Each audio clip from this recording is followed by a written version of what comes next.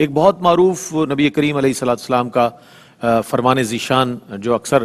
کوٹ کیا جاتا ہے اصحابی کا نجوم کے حوالے سے کہ میرے صحابہ جو ہیں وہ ستاروں کی مانند ہے۔ میں قبلہ مفتی محمد اکمل مدنی صاحب سے گزارش کروں گا، مفتی صاحب اس حدیث کریم کی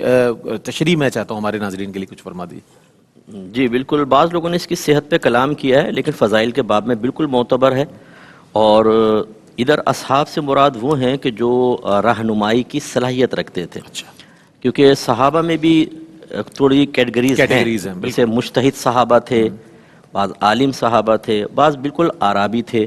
وہ آ کے علم سیکھتے تھے، اور مجتہد صحابہ سے بلکہ وہ اکتساب کرتے تھے اور بعینی ان کو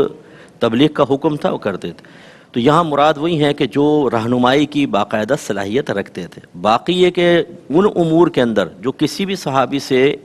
تعلیم کی حیثیت سے ہم تک آئے، اس میں اجتہاد کا دخل ہو یا نہ ہو، اس میں ہر صحابی ستارے کی مانند ہے۔ تو اس سے آپ اندازہ کر لیں کہ صحابہ کرام علیہم الرضوان جس بھی صحابی کی آپ سوانح حیات اٹھا لیں، انشاءاللہ اس میں پازیٹیو چیز ہی نظر آئے گی، آپ کو نیگیٹو نظر نہیں آئے گی، کیونکہ جب اللہ کے نبی نے فرما دیا کہ میرے صحابہ ستاروں کی مانند ہے، جس کی پیروی کرو گے ہدایت پا جاؤ گے۔ اب وہ ہدایت کہاں تک ہوگی،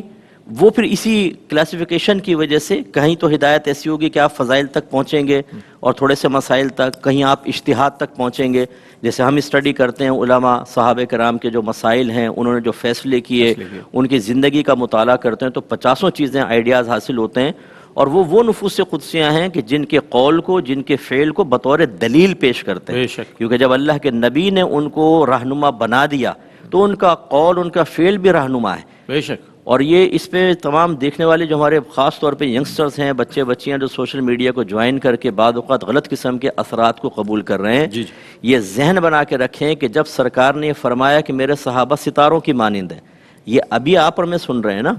تابعین نے بھی سنا، تبع تابعین نے سنا، انہوں نے ان کو رہنما بنایا۔ اس کا مطلب یہ ہے کہ جو ان کی تعلیمات تھیں قولاً فعلاً، وہ سب منتقل ہوتی یہاں تک پہنچی۔ آج اگر کوئی بولنے کے قابل ہے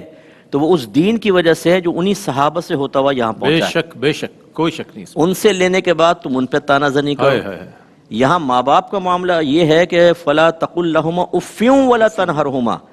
حالانکہ بعض اوقات ماں باپ فاسق فاجر ہوتے ہیں، تعلیم و تربیت کا نقص بہت زیادہ ہوتا ہے، اب بلکہ بعض تو اپنے بچوں کو گناہوں کے راستے پہ لگا دیتے ہیں، لیکن اللہ تعالیٰ نے مطلقاً فرمایا ماں باپ کا مقام و مرتبہ وہ ہے کہ ان کے سامنے اف بھی مت کہو، کوئی ایسا کام نہ کرو کہ ان کے لیے باعث تکلیف ہو، اور ان کو ڈانٹو مت، وَقُلْ لَهُمَا قَوْلًا كَرِيمًا، اور ان کے لیے نرم بات کرو۔ تو سوچئے کہ جب ماں باپ جو صرف ہماری پیدائش کا سبب و ذریعہ بعض اوقات بنے، اس پر اتنا ان کا مقام و مرتبہ، تو جو صحابہ کرام قرآن ہم تک پہنچائیں، اسلام ہم تک پہنچائیں، حدیث ہم تک پہنچائیں، ایمان ہم تک پہنچائیں، اور ایسے رول ماڈل بنے کہ ان کے طریقے کو اپنائیں، جیسے حضرت نے فرمایا رول ماڈل اللہ نے ایسا بنا لیا جس کی سیرت کو اپنائیں گے منزل پا جائیں گے، تو ان کا مقام و مرتبہ کیا ہوگا۔ اور اس میں آخری ایک نقطہ بس یہ ہے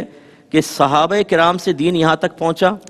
ان کے عمل سے لوگ آج ہدایت پا رہے ہیں، جو اس طرح باعث ہدایت ہوتا ہے، لوگ جتنے اس کی پیروی کرتے ہیں ان کا ثواب اس شخص کو ملتا ہے۔ اس لیے میرے آقا صلی اللہ علیہ وسلم کے فضائل و کمالات میں جہاں وصف علم، وہ تو بہت ہی بڑی حیثیت رکھتا ہے کہ تمام مخلوق سے زیادہ آپ کا علم ہے، اس نے آپ کو سب سے بلند و بالا کر دیا۔ ایک اور بھی اس کا بہت بڑا سبب ہے کہ قیامت تک جتنے لوگ عمل کرتے رہیں گے سب کا ثواب میرے آقا کو ملے گا۔ سبحان اللہ، روز بروز درجات بلند ہو رہے ہیں۔ اور میرے آقا صلی اللہ علیہ وسلم نے چونکہ صحابہ کرام کو تیار کیا اور دین ان سے پہنچا، اس کا مطلب ہے جتنے افعال و اعمال قیامت تک ہوتے رہیں گے ان کا ثواب صحابہ کو ملے گا، ان کے درجات بلند ہوتے رہیں گے۔ اس لیے ان کے اس وقت کے درجات کو پیش نظر نہ رکھا جائے، بلکہ یہ دیکھا جائے کہ قیامت تک کتنے درجے ان کے بلند ہو جائیں گے کہ جس کی آخری حد تک پہنچنا ہمارے لیے ممکن نہیں ہے۔ ایسے نفوس قدسیہ پر انگلی اٹھانا کسی بدبخت کا ہی کام ہو سکتا ہے، اس لیے ایسے کسی شخص کی پیروی نہ کی جائے، ان صحابہ کی پیروی کریں کہ جن کو دیکھنا، جن کو سننا، جن کی باتیں بیان کرنا، رول ماڈل بنانا،